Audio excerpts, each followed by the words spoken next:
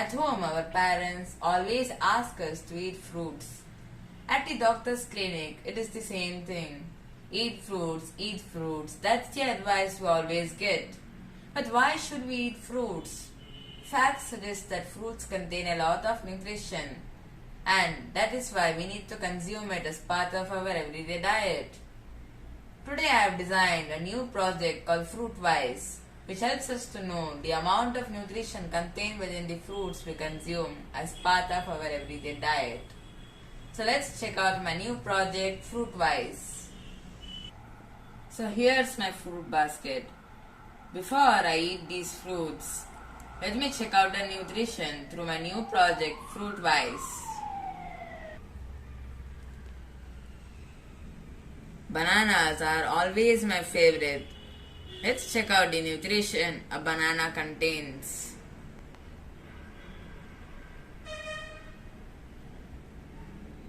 Fruit. Banana. Genus.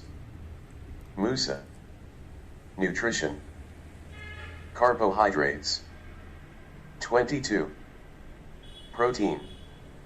1. Fat. 0.2. Sugar. 17.2. Calories. 96. An apple a day keeps the doctor away. Now let's find out, how does the apple actually keep the doctor away?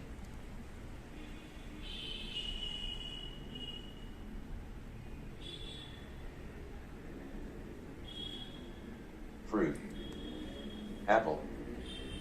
Genus. Malus. Nutrition. Carbohydrates. 11.4. Protein. 0.3. Fat. 0.4. Sugar. 10.3. Calories. 52. Now let's check out the nutrition contained within an orange.